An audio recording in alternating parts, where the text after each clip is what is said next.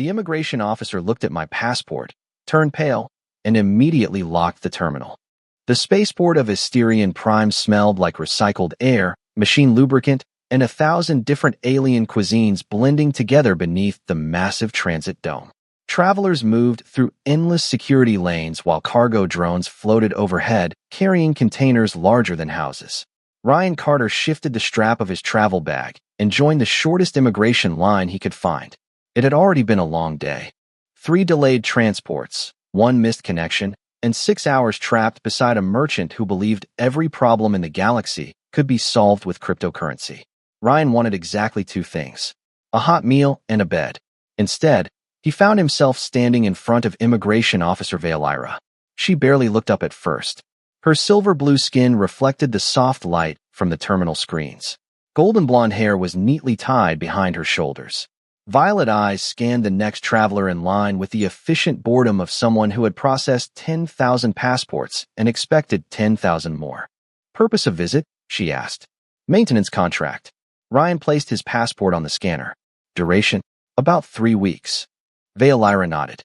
Standard answers. Standard traveler. Standard day. The scanner activated with a soft chime. Then everything changed. The screen flashed red. Veilira frowned. The display flickered. Another warning appeared. Then another. Ryan watched her expression shift from mild annoyance to complete confusion. Problem? He asked. Veilira did not answer immediately. Her eyes remained fixed on the screen. Several layers of security clearance prompts were appearing one after another. That was unusual. Very unusual. She entered a supervisor code. The system unlocked additional records. The color drained from her face almost instantly. Ryan noticed that. That does not look encouraging. Still no response. Veilira stared at the terminal. The information displayed before her carried authorization markers she had only seen during advanced training. Restricted access. Government priority. Security designation. Historical protection order. Her pulse accelerated. She checked the passport again. Then the photograph. Then the name. Ryan Carter. Human. 35 years old. Occupation, systems maintenance specialist. The profile photo showed an ordinary man. Nothing about him seemed remarkable, which made the alert even stranger. Sir, Veilira said carefully, have you visited Asterion Prime before? Ryan shook his head. First time. Have you experienced any unusual difficulties during previous immigration screenings? Not that I know of. Veilira looked back at the screen. The warning remained active. Several lines of text continued scrolling. Automated priority protocols. Diplomatic notices. Security advisories. Historical references. None of it made sense. Ryan leaned slightly toward the counter. Should I be worried? I am trying to determine that myself. Behind him, the line of travelers continued growing. Several people were beginning to notice the delay. Veilira ignored them. She accessed another layer of records. Then another. Each one seemed worse than the last. Finally, a message appeared in the center of the screen. Mandatory response protocol activated. Officer action required. Veilira froze. Ryan saw her eyes widen. Okay, he said slowly. Now I am definitely worried. Veilira swallowed. Then, without warning, she stood up. Every traveler in the area turned toward her. For a moment, she simply looked at Ryan. Then she lowered her head in a formal bow. Complete silence spread through the checkpoint. Ryan blinked. I have several questions. Veilira immediately reached beneath the counter and pressed an emergency communication button. Somewhere deep inside the terminal, a secure channel activated. Ryan watched her in disbelief. Those actions seem unrelated. Veilira finally looked up. Her expression had changed completely. Not fear. Not suspicion. Something much stranger. Respect. Security is being dispatched, she said. Ryan stared at her. That is exactly what I was afraid you were going to say. Ryan Carter watched the immigration officer with the expression of a man who had accidentally wandered into someone else's problem. Around them, the checkpoint had become unusually quiet. Travelers who had been impatient a few minutes earlier were now pretending not to stare. Several security cameras rotated toward the immigration desk. The atmosphere felt wrong. Not dangerous. Just strange. Very strange. Veilira stood perfectly still behind the terminal while encrypted messages continued arriving across her display. Every few seconds another authorization marker appeared. Priority notice. Diplomatic advisory. Security protocol. Historical archive reference. Ryan could not read any of it. He could read her face. That was enough. I feel like you should explain something, he said. Veolyra glanced up. I agree. Great. Ryan smiled slightly. Go ahead. She opened her mouth, then stopped. The problem was that she did not actually understand what she was looking at. During officer training, recruits learned about special classifications hidden within interstellar databases. Emergency diplomatic protections, historical preservation statuses, restricted individuals whose names triggered automatic notifications. Most officers spent entire careers without seeing one. Veolyra had just triggered 6 simultaneously. The terminal chimed again. Another message arrived. Mandatory protective escort requested. Ryan frowned. That does not sound promising. Veolyra looked at him. For you? Yes. Actually, it sounds very promising. Ryan blinked. That is not helping. Before she could answer, 2 security officers entered the checkpoint area. Their arrival was fast enough to draw attention, but calm enough to avoid causing alarm.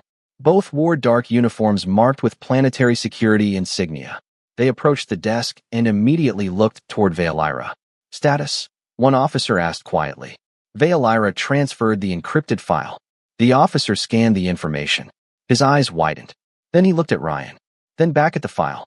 Then back at Ryan again. Ryan sighed. I am getting tired of that reaction. The second officer reviewed the data. Her posture changed instantly. Not fear. Not suspicion. Respect. The exact same reaction Veolyra had displayed. Ryan noticed that too. Okay. He pointed toward the terminal. Whatever is in there is clearly very interesting. The officers exchanged a glance. Neither answered. That made everything worse. The checkpoint supervisor arrived next. Then another official. Then another. Within minutes, half the immigration department seemed to be finding reasons to stand nearby. Ryan remained exactly where he was, mostly because nobody had told him otherwise. The scent of recycled air drifted through the terminal while distant announcements echoed beneath the transit dome. Normal spaceport sounds. Completely normal. Everything around him felt increasingly abnormal. Finally, Veolyra received a response from Central Administration. She read the message twice. Then a third time. Sir. Ryan looked up. Please stop calling me sir. I am afraid I cannot do that. Why? Veolyra hesitated. Because the system specifically instructed me not to. Ryan stared at her. The security officers stared at him. Several supervisors stared at everyone. This keeps getting weirder. The terminal chimed once more. A new document appeared. Classified historical summary attached to Ryan Carter's travel record. Veolyra opened it carefully. The first line immediately caught her attention. Planetary recognition status, active. Secondary classification, civilian preservation priority. Tertiary classification, historical contributor. Her pulse quickened. Ryan leaned forward slightly. Can I see that? No, that was worth asking. Veolyra continued reading. The file referenced an event 20 years earlier. An emergency. A colony. Millions of lives potentially affected. Entire sections remained restricted. Yet one detail stood out clearly. Every security officer in the Commonwealth received training regarding the incident. Every officer knew the name attached to it. Slowly, Veolyra looked back toward the human standing in front of her. Ryan remained exactly the same person who had arrived 20 minutes earlier. Tired, slightly annoyed, carrying a travel bag and looking for dinner. Yet whatever existed inside that file was causing an entire government system to react as though someone important had just entered the planet. And Ryan Carter genuinely seemed to have no idea why. Ryan Carter had spent most of his life fixing problems. Broken generators, failed cooling systems, damaged cargo loaders. In his experience, every problem eventually revealed itself if you stared at it long enough. The problem standing in front of him now was that nobody seemed willing to explain what was happening. The immigration checkpoint had transformed into something that felt uncomfortably close to a diplomatic reception. Security officers stood nearby. Supervisors monitored terminals. Even the travelers waiting in line had stopped pretending not to listen. Through it all, Ryan remained standing beside the counter, holding the same travel bag he had arrived with. Let me see if I understand this correctly, he said. I handed over my passport. Veolyra nodded. Correct. Your computer had a nervous breakdown. That is not technically accurate. Then security arrived. Also correct. Ryan folded his arms. And now everyone is acting like I accidentally became royalty. Several officers exchanged uncomfortable glances. Veolyra looked down at the terminal. The file remained open. Every attempt to access additional information required authorization levels she did not possess. The restrictions alone were alarming. Then another message appeared. Automated historical review attached. Her pulse quickened. Ryan noticed immediately. That expression again. What expression? The one that says you just found something strange. Veolyra swallowed. Possibly. How strange? I am still evaluating. Ryan sighed. I miss normal immigration officers. One of the security supervisors stepped closer to the counter. Officer Veolyra. Yes. Central Administration has acknowledged the alert. And the supervisor hesitated. They are sending a liaison. Ryan looked between them. That sounds expensive. Nobody laughed. That made him slightly nervous. The terminal chimed again. Another section of the file unlocked. This time Veolyra caught a glimpse of a date. 20 years earlier. Followed by the designation, Commonwealth Infrastructure Emergency. Her training immediately recognized the phrase. Every officer knew it. Every student knew it. Entire courses had been built around the incident. No, she whispered. Ryan tilted his head. That does not sound encouraging either. Veolyra barely heard him. She was staring at the screen. The historical record described a catastrophic systems failure involving multiple colony networks, power grids, life support systems, transportation infrastructure. The incident had become mandatory study material throughout the Commonwealth. Millions of civilians had been affected. Entire planets still referenced the event in emergency planning exercises. Yet one detail remained heavily restricted. The identity of the civilian specialist who solved the crisis. Ryan watched her face carefully. Okay, I know that look. You do? Someone is connecting dots. Veolyra slowly looked up. Have you ever worked on large-scale infrastructure systems? Ryan thought for a moment. A few. How large? Depends. On what? How much trouble people were in. The answer felt oddly familiar, like something pulled directly from an official report. Veolyra checked the file again. One sentence stood out among pages of classified material. Individual declined formal recognition. Requested operational records remained sealed. Her eyes widened. Ryan shifted his travel bag to the other shoulder. I have a question. Yes. Am I still allowed to enter the planet? For the first time since this began, Veolyra almost smiled. At this point, sir, I think the planet is trying very hard to make sure you do. The liaison arrived 12 minutes later. By then, Ryan Carter had become the most interesting person in the entire spaceport without understanding why. The immigration checkpoint resembled a command center. Security officers occupied nearby positions. Supervisors monitored encrypted communications. Travelers openly stared whenever they walked past. Ryan sat in a chair beside the counter and drank vending machine coffee. This is not helping my confidence, he said. Veolyra looked up from the terminal. The coffee. The fact that I appear to be under diplomatic observation. A faint smile threatened to appear. That is not technically what is happening. Technically, Ryan pointed toward the growing crowd of officials. I would love to hear the non-technical version. Before she could answer, a transport elevator opened across the terminal. Several officers immediately straightened. Conversation stopped. A woman in dark administrative attire stepped into the checkpoint area carrying a secure datapad. She moved with the calm confidence of someone accustomed to walking into important situations. The liaison. Ryan noticed the reaction around her. That looks expensive too. Veolyra ignored the comment. The liaison approached the immigration desk and accepted the encrypted file. For several seconds, she reviewed the information silently. Then she looked directly at Ryan. Her expression changed immediately. Not alarm. Not concern. Recognition. Mr. Carter. Ryan blinked. That is usually my name. The liaison nodded once. Welcome to Asterion Prime. Thank you. I apologize for the delay. Ryan gestured toward the checkpoint. Can somebody explain it? The liaison glanced at Veolyra, then back at Ryan. That depends. On what? How much do you remember about the Helios grid incident? Silence. Ryan stared at her. The name felt familiar. Very familiar.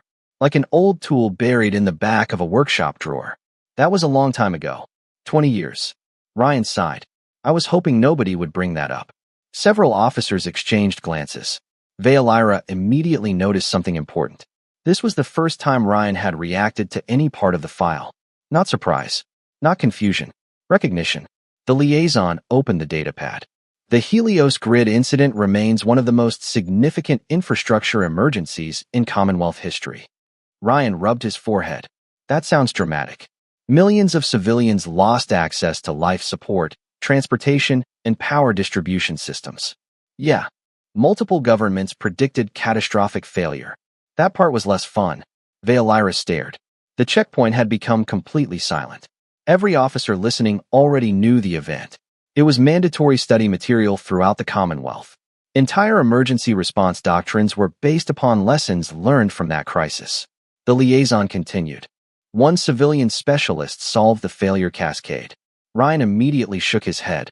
A lot of people solved it. Official records disagree. Official records were written by people who like paperwork. The liaison actually smiled. That statement appears in 3 witness interviews. Ryan looked genuinely disappointed. Of course it does. Veolyra felt another piece of the mystery slide into place. The classified file, the security response, the historical protections, the recognition protocols.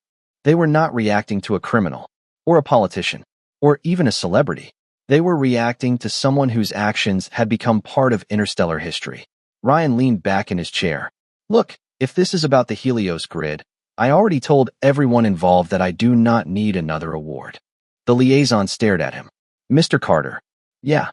Nobody is trying to give you an award. Ryan looked relieved. Good. The liaison closed the datapad. We are trying to make sure nothing happens to you while you are here. Ryan Carter stared at the liaison for several seconds. Then he looked at the security officers surrounding the checkpoint. Then at Veolyra. Then back at the liaison. I feel like we skipped several chapters. The liaison almost smiled. That is understandable. Good. Ryan stood up and picked up his travel bag.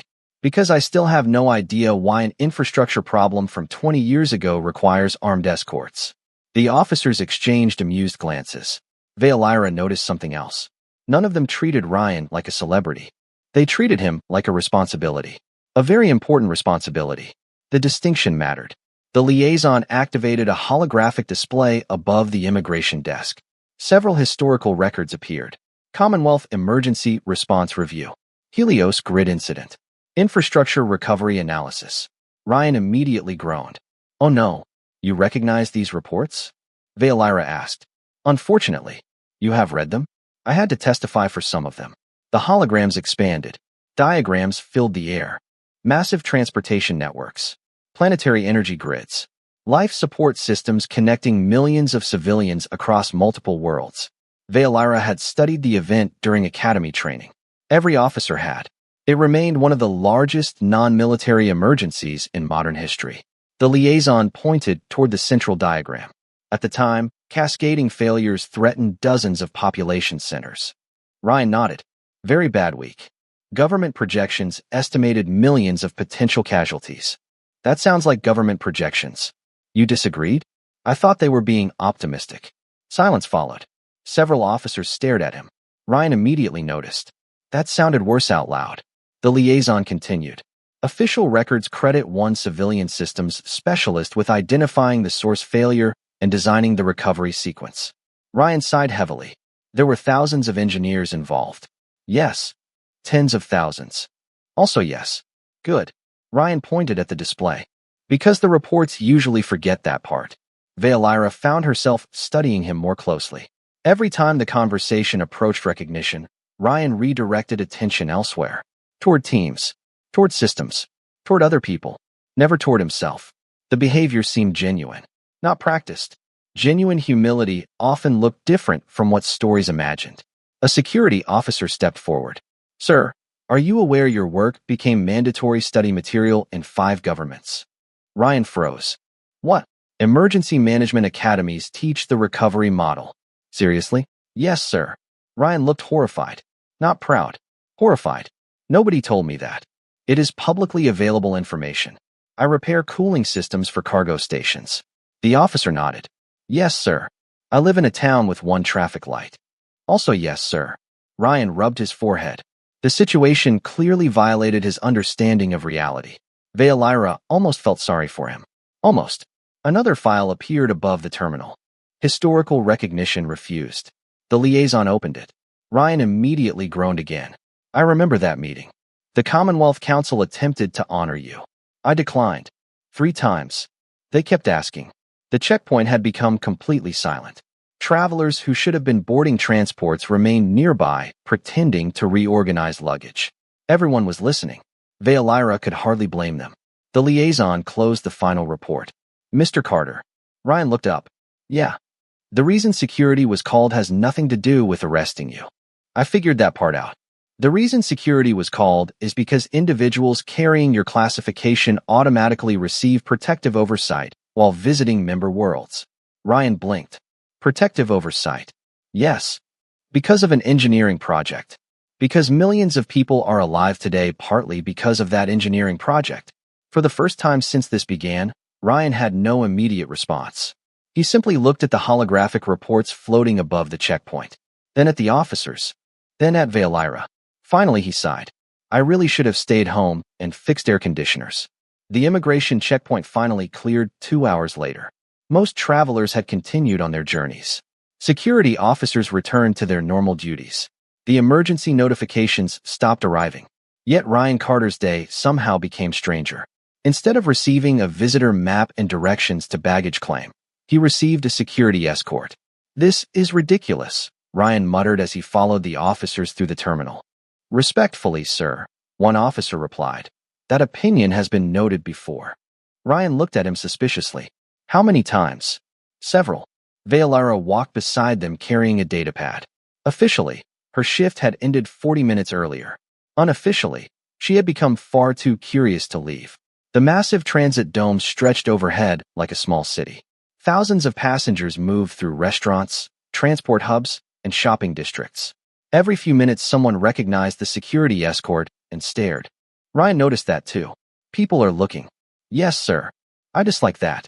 Also noted. The officer sounded far too familiar with the conversation. They eventually reached a private transit lounge normally reserved for diplomats and senior government personnel. Ryan stopped walking immediately. Absolutely not. The officers froze. Sir. Ryan pointed at the lounge entrance. I'm not important enough for that room. Veolaira blinked. The room disagrees. The room is wrong. The officer beside him checked a terminal. Your classification grants access. Ryan sighed. I fixed cooling systems. You saved, do not say it. The officer wisely stopped talking. Inside the lounge, the atmosphere changed completely. Soft lighting reflected across polished surfaces. Large windows overlooked the city beyond the spaceport. The scent of fresh coffee filled the air. Ryan immediately headed toward the coffee machine. Finally, something normal. Veolaira watched him carefully. The behavior fascinated her.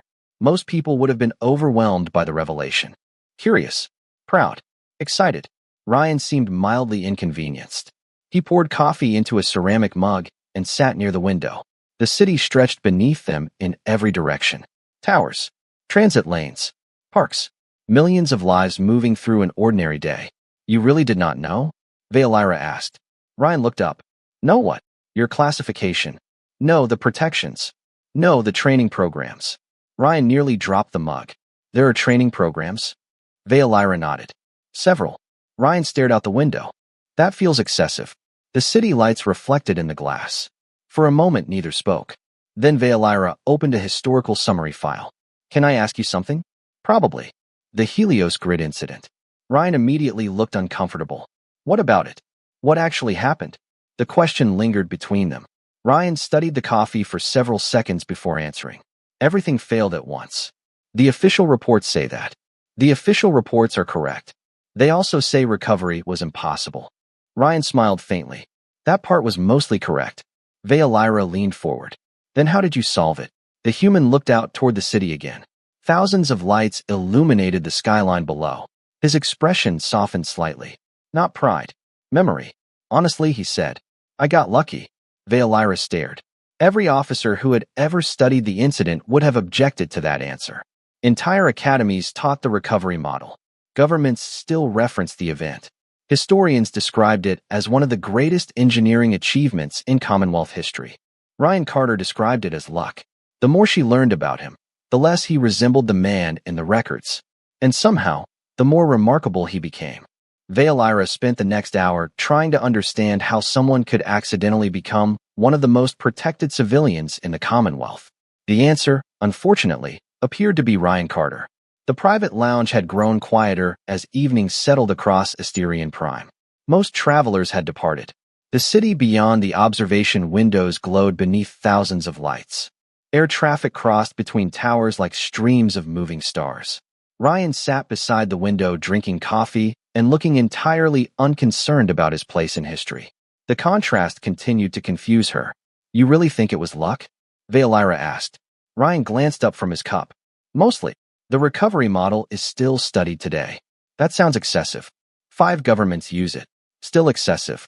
Veilira sighed. Every answer somehow made the mystery worse. The officers guarding the lounge seemed equally fascinated. One of them finally approached carrying a tablet. "Sir." Ryan looked up. "Please do not ask me to attend a ceremony." "No ceremony." The officer hesitated. "Actually, I wanted to thank you." Ryan blinked. "For what?" The officer looked surprised by the question. "My grandparents survived the Helios Grid incident." Silence followed. Ryan slowly lowered the coffee cup. The officer continued. "My grandmother used to tell the story every year." His voice softened slightly. "She always said a human engineer stayed behind when everyone else was trying to leave." Ryan stared at the floor for several seconds. "Your grandmother sounds like a nice person." "She was." The officer smiled. "She would have been very excited to meet you." Ryan nodded quietly. "I wish I could have met her too." The officer returned to his post. The conversation lasted less than a minute. Yet it changed something. Veilira noticed it immediately. Ryan became quieter afterward. Not uncomfortable. Thoughtful. The city lights reflected across the glass while memories seemed to pull his attention elsewhere. "You never talk about it," Veilira said. Ryan smiled faintly. "Talk about what?" "The incident." "There is not much to talk about. Millions of people disagree." He laughed softly. "Millions of people were not there." The answer lingered in the air. Veilira studied him carefully. "Then tell me what they got wrong." Ryan looked out across the skyline. For a long moment he said nothing. Finally he pointed toward the city below. "See all those lights?" "Yes." "People think the story is about the person who fixed the system." Veilira waited. "It is not." "Then what is it about?" Ryan took another sip of coffee. "The people who kept going while it was broken." She frowned. "That sounds like something from a history textbook." "That is because history textbooks occasionally get lucky." For the first time, Veilira began to understand why the records described him the way they did. Not because he saved systems. Not because he solved equations. Not because he became famous.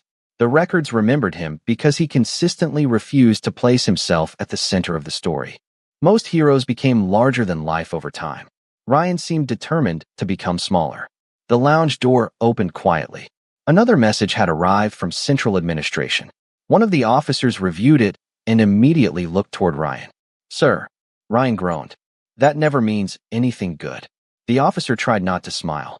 "The governor's office has requested a meeting tomorrow morning." Ryan closed his eyes. "I knew I should have stayed home and fixed air conditioners." Ryan Carter expected the governor's office to be impressive. He did not expect it to be waiting for him before sunrise.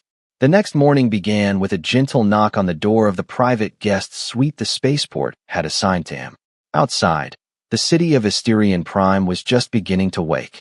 The first rays of sunlight reflected across glass towers, while transport lanes slowly filled with commuters. Ryan opened the door holding a cup of coffee. 3 security officers stood outside. "Good morning, sir." Ryan looked at them, then at the coffee, then back at them. "It is 6:30 in the morning." "Yes, sir." "That should be illegal." One of the officers almost smiled. Behind them, Veilira stood holding a datapad. "The governor requested an early meeting." Ryan sighed. Of course he did. An hour later they crossed the city inside a government transport vehicle. The skyline stretched for miles in every direction. Massive towers connected by aerial bridges rose above parks, transit hubs, and residential districts. Ryan spent most of the trip staring out the window. Veilira spent most of the trip studying him. "You still do not understand, do you?" she asked. Ryan glanced over. "Understand what?" "Why people react this way?" "Not really." He shrugged. "I fixed a problem." Veilira looked genuinely amazed. "That is how you describe it?" "That is what happened." The transport descended toward the government district. Security checkpoints surrounded the complex. Official buildings gleamed beneath the morning light. Everything about the location suggested importance. Ryan immediately disliked it. "I belong in a maintenance tunnel." "You are meeting the governor." "Exactly." The reception chamber overlooked the entire city. Floor-to-ceiling windows stretched toward the ceiling while sunlight poured across polished stone floors. Several officials waited inside. Conversations stopped the moment Ryan entered. The reaction was becoming familiar. Recognition, respect, curiosity. Ryan still had not learned how to respond to it.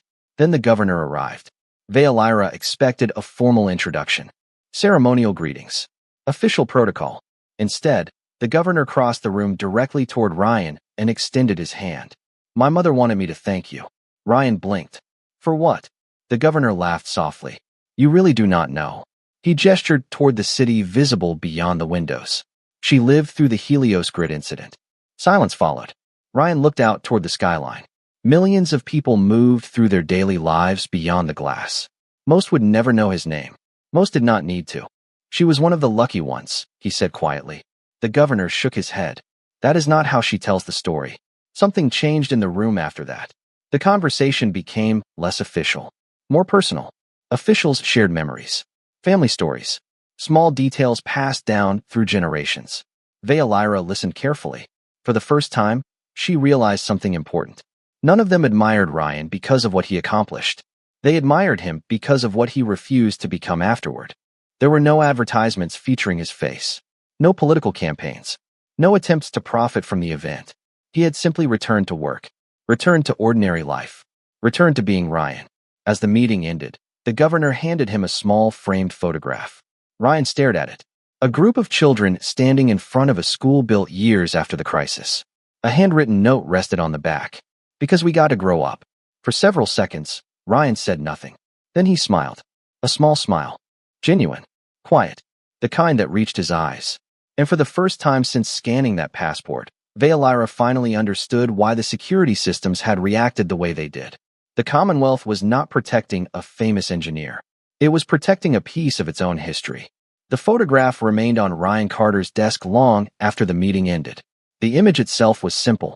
A group of children standing in front of a school, smiling. Ordinary.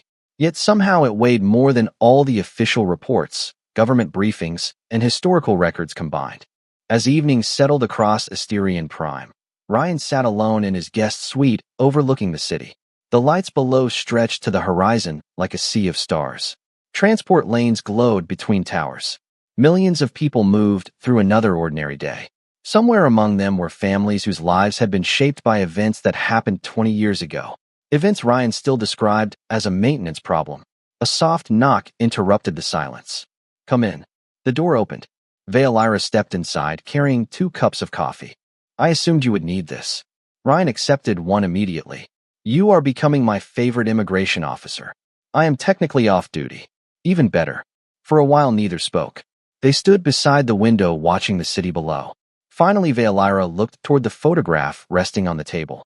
The governor's gift affected you. Ryan smiled faintly. A little. More than the reports. Definitely more than the reports. She nodded. Somehow that answer made perfect sense. The reports described systems, numbers, infrastructure. The photograph described people. And after spending 2 days with Ryan Carter, Veolyra suspected that people were the only part of the story he truly cared about. Can I ask one final question? She said. Ryan laughed softly. You have asked approximately 200 questions. This one is important. Okay. Veolyra looked directly at him. Why did you do it? The question lingered in the room. Not why he fixed the system. Not why he stayed. Something deeper. Ryan understood immediately. He looked out across the city lights for several seconds before answering. Because somebody had to. Veolyra waited. That is it. Pretty much. Millions of lives were at stake. Ryan nodded, which seemed like a good reason to help. She stared at him. Every historian, every government official, every training academy had spent decades analyzing the incident. Entire books had been written about the decisions made during those critical hours. Yet the answer itself was absurdly simple.